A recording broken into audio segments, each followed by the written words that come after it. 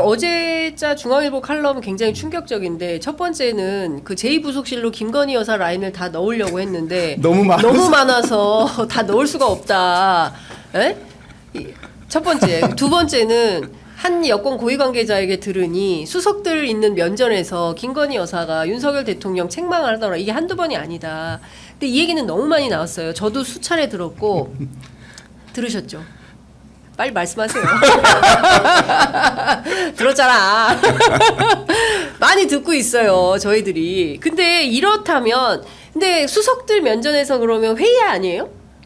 공식적인 회의라고 봐야 되는 거 아니에요? 무슨 사석은 아닐 거 아닙니까? 그게 대통령실 비서실 대통령실의 네. 어떤 회의실이었는지 아니면 관저에서 뭐 주말이나 이런 때 뭐 오만찬 할 수 있잖아요. 수석들 언제든지 상시적으로 불러서 같이 뭐 밥 먹고 차 마시면서 국정에 대해서 논의할 수 있어요. 그런데 이게 공식적인 자리냐 비공식적인 자리냐, 대통령은 공식 비공식이 없는 분 아니에요. 그렇죠. 24시간. 모든 게 공식인 겁니다. 네. 그럼 관저에서 국정을 논의하는 자리에 여사가 참석했다라는 것도 부적절한 거죠. 그런데 그 참석해서 거기에서 본인의 생각을 대통령께 제시하고 네. 또 수석들이 앉아 있는데 대통령을 타박하고 그거 아니야.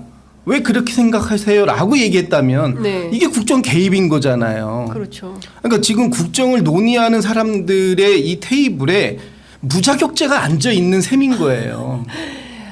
야. 그렇게 봐야 되는 거 아닙니까? 아니 근데 앞서 이제 박관천 경정 오셨는데 청와대는 관저하고 본관이 멀기도 하고 그리고 본관은 이제 집무실 개념이기 때문에 무슨 영부인이 왔다 갔다 상상을 못 한다는 거예요. 근데 여기 용산은 앞서 말씀하신 대로 사무실을 같이 쓴 건지 뭔지 모르겠지만 무시로 드나드는 느낌을 받아요. 그럴 거예요. 같은 건물 안에 있잖아요. 제가 대통령실 가봤을 때는 5층이었었는데 네. 아마 지금은 2층으로 대통령실이 내려오고 아마 5층을 여사가 쓰지 않을까 싶은데 아마 뭐 정확치는 않습니다만은 그 이후로는 안 가봤기 때문에 아마 같은 건물 내에 있고 같이 활동을 거의 한다고 보면 그럴 가능성이 높죠. 높다고 보여지죠. 더군다나 이러지 않겠어요. 사람이 누구나 다 비슷할 건데 어느 비서관실이든 비서관이 뭔가를 추진하려고 해요. 근데 보고를 했어. 예? 근데 내가 보기에는 여사한테도 보고를 할 거라고 봐요. 투트랙이에요? 근데 여사한테 선보고 하는 거 아닐까요? 제가 보기에는 결국은 추진력이 강한 쪽으로 힘쏠림이 생기는 거예요. 왜? 뭔가를 일을 해야 될 거 아니에요. 예? 그런 상황이 생기지 않았을까. 나는 예측컨대 실제로 많이 개입돼 있을 거라고 봐요. 국정 개입. 그다음에 국정 뭐 개입을 하고 있을 거다. 아까 그 말씀하셨잖아. 무슨 법적 규정이 없다고 영부인에 관한데 물론 법적 규정은 없습니다. 근데 윤석열 대통령이 박근혜 대통령 국정농단 사건 때 만들어 놓은 게 있어요. 최순실과 박근혜는 경제 공동체라고. 그렇습니다. 예. 윤석열 대통령 부부는 완벽한 경제 공동체 아닙니까? 운명 공동체. 운명 공동체. 공동체는 맞아. 공동체 맞죠. 아니 그러면 이심동체. 그러면 윤석열 대통령이 법 적용 그 논리대로 하면 다 걸리죠. 공범이죠. 다 사실상 걸릴 수 있는 거 최순실도 아니에요? 공범이었기 때문에 김건희 여사도 공범으로 처벌 얼마든지 가능하다. 이게 불가능한 것이 아니다라고 이제 얘기를 합니다. 근데 지금 사실 박근혜 국정농단 사태 때보다 더 심각하다라는 얘기가 나와요. 그때는 연설문 고쳐주고 뭐 의상실 만들어서 뭐 하고 무시로 청와대에 드나들면서 뭐 이런 대통령실의 국정 운영에 이제 간섭을 했다는 건데 이거는 지금 이제 개입 정도가 아니라 공동정부라는 얘기가 나오잖아요. 그렇습니다. 이게 시중에. 그렇다면 개입이 아니라 이것을 공동으로 운영하고 있나? 지금 이런 얘기가 나오고 있다라는 것이 굉장히 큰 문제인 거죠. 그래서 지금 뭐 V0, V1, V2가 누군지 궁금해하지 않아요. 대통령실에서는 이제 이게 일상이 된 것 같아요. 그래서 이게 명확하게 V1이 대통령, V2가 뭐 여사 이런 규정이 아니라 그냥 위에서 내려왔어. 그럼 그냥 하는 게 아닌가? 이런 의심을 가질 정도로 특히 네. 제가 어제 행안위에서 관저 이전 공사 관련된 부분에 대한 이제 그 국정감사 이 부분을 좀 유심히 봤는데 네. 이거를 이제 민주당에서는 무법천지 관저 이전 게이트다 이렇게 지금 명명을 했어요. 네. 근데 이렇게 해도 좀 그 무방해 보이는 게 뭐냐면 국민 소통을 위해서 청와대를 나오겠다. 청와대에 절대 들어가지 않겠다라고 했고 그것 때문에 용산의 대통령실로 집무실을 이전하고 또 관저를 외교부 장관 공간까지 밀어내면서 들어갔지 않습니까? 그럼 이게 다 결국은 국민 소통을 위해서라고 얘기했는데 어제 국감장에서 나온 문건은 단 한 건도 없었다. 왜 없냐? 문건이 있는데 못 주는 게 아니라 문건이 아예 존재하지 않는다라고 얘기를 하는 거죠. 그러니까 너무 기가 막힌 거 아닙니까? 그럼 이게 과연 국민 소통을 추구하겠다고 하시는 정부에서 예. 가능한 일인가? 예. 아니 어떻게 이 주먹구구식으로 해도 아니, 이렇게는 안 할 것 같은데. 아니 뭐 서류는 있어야 될 거 아니에요. 아니 그래 뭐라도 가라로라도 서류는 아니, 만들어야 될 거 아니에요. 진짜 이게 말이 안 되는 거잖아요. 그렇죠. 그러니까 이게 지금 개인 사비 쓰는 것도 아니고, 국민 세금으로 관저에 공사를 한 거면 네. 일단 구청에 인허가를 신청을 해야 돼요. 그다음에 기본적으로 얼마 할 건지 견적서 다 받아야 될 거 아니에요. 그렇죠. 그러려면 예. 일단 설계도가 있어야 되는 거잖아요. 기본 아니 기본이잖아요. 기본이잖아. 그러니까 일단 인허가 받고 설계 나오고 그거 견적 받고 예. 이게 개인 회사도 이렇게 해요. 개인 회사도. 근데 국가의 세금을 쓰면서 아무 서류가 없다? 이거 가만 두면 안 되죠, 이런 아니 걸. 근데 그 담당 공무원이 얼마나 기가 막혔으면 아까 이제 저희 이제 프로그램에 그 국회 행안위원장 오셨는데 그 담당 공무원이 이거 이러다가 내가 독박 쓰겠다, 덤터기 쓰겠다, 큰일 났다 하니까 대통령실과 같이 연대해서 당신들도 사인해. 그 공동 사인을 해놓고 이건 내가 책임질 일이 아니기 때문에 내가 국감 나가서 설명할 이유가 없다. 이거는 대통령실 차원에서 책임을 져야 되는 일이다. 이렇게 버티고 있다는 거예요.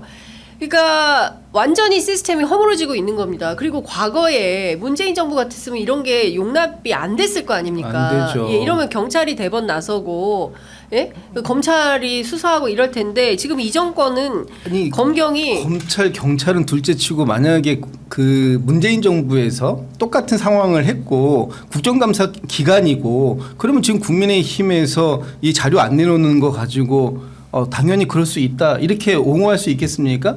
아마도 지금 모르긴 몰라도 용산 아니 그 당시 청와대 앞에 가서 의원들이 자료 내놓으라고 피켓팅하고 그러지 않겠어요? 당연히 그럴 수밖에 없는 사안인데 그 사안에 대해서 옹호를 하고 있다. 또 그 동행명령권을 발동한다 그러니까 전체가 다 국민의힘 의원님들이 다 퇴장을 해버린다. 저는 정말 그 국민의힘이 이번 국감을 뭐 국감 방탄 뭐 방탄 국감인가 뭐 방탄 국감 저지하겠대. 네네. 누가 누구를 방탄하고 있는 건지 예. 정말 좀 저는 헷갈려서. 이런 부분들 그리고 감사원의 감사 결과가 너무 부실하잖아요. 그렇죠. 거기에 보면 이 감사원의 지금 그 사무총장을 맡고 계시는 분이 과거에 탈원전 감사할 때 그때 감사 강도와 이거 지금 감사 한 2년 가까이 한 건데 2년 가까이 감사원에서 감사한 결과가 이렇게 부실한 결과가 나올 수 있다는 걸 보고 저는 아연실색했습니다. 네. 그러니까 저는 이런 겁니다. 어쨌든 그 최소한 국가 운영 시스템은 흔들거나 그러니까 그래도 절차적 민주주의는 깨지 않을 거다라고 생각을 했는데 그게 지금 다 깨지고 있는 상황인 거고 오늘 아침 보도를 보니까 대통령이 24번이나 선거 때 민생 토론을 했는데 경찰이 통상적인 직무 활동이기 때문에 불송치 결정한다. 그러니까 이게 감사원이면 감사원, 권익이면 권익이, 검찰이면 검찰, 경찰이면 경찰 모든 그 사법기관, 공공기관, 국가기관이 전부 형해화되고 있는 거다. 김건희 여사와 윤석열 대통령 이슈와 관련해서는 무법천지가 되고 있는 거다. 결국은 사람에 충성하지 않는다고 하고 대통령이 된 사람이 야, 다 우리한테 본인한테는 충성하기를 원하죠. 아 나는 안 하지만 경찰은 그럴 수 있어요. 에? 경찰은 그럴 수 있어요. 네. 과거에도 우리도 왜 총선이나 지방선거가 임박했을 때 그런 유혹을 많이 느끼잖아요. 아 대통령께서 그 지역에 한번 가셔서 그러니까 다른 얘기 안 하고 지역에만 가셔도 이건 선거에 도움이 됩니다. 이런 얘기를 안 합니까? 하죠. 근데 이번처럼 대통령이 그 지역을 24곳을 가가지고 노골적으로 그 지역 가는 곳마다 공약을 발표해줘요. 네. 공약을. 그러니까. 그리고 그 대통령이 말씀하시는 거를 그대로 그 지역에 출마하는 사람들이 자신의 홍보물에다가 공약이라고 넣어요. 이게 코미디. 아니 그게 네. 그래서 선거 졌잖아요. 네? 그러네. 대통령이 나섰는데 선거를 졌네. 아니 선거 때 인기 있는 사람이 가야지. 국정운영 그 지지도가 거의 20% 초반인데 가서 돈 퍼주겠다 한들 좋아하겠어요? 보기가 싫은데. 예. 그게 선거 졌잖아 결국. 아 그럼 윤석열 대통령 때문에 진 거네. 당연하죠 그건. 이게 정무적 감각. 근데 국민의힘 왜 그거 저기 맞죠, 뭐야 이게. 그 백서 안 내? 총선 네? 백서. 아, 이제 곧 나온다잖아요. 기다려봐야지. 야. 아니 여당의 핵심은 결국은 대통령의 국정운영 지지도예요. 그러니까 그게 결국은 가장 중요한 게 경제거든. 경제 지표. 네. 여당 정권이 바뀌었더니 좀 살만해졌다. 뭐 이런 게 되면 얘기가 되는 거죠. 그럼 여당이 좀 유리한 구도고 그럴 때 대통령이 어디라도 가서 손이라도 잡아주고 이러면 득표에 도움이 되죠. 네. 근데 지금 모든 사안이 다 김건희로 가고 있는 선거판에 네. 대통령이 나타난 표가 떨어지죠. 근데 본인만 몰라. 자기만 몰라. 자기만 몰라. 그리고 어떻게 하면 좋아? 24군데를 갔어. 거의 다 떨어졌을 거예요 아마. 대통령 간 데마다 다 떨어졌어요. 24군데? 그거 확인해 봐야겠다. 아니, 뭐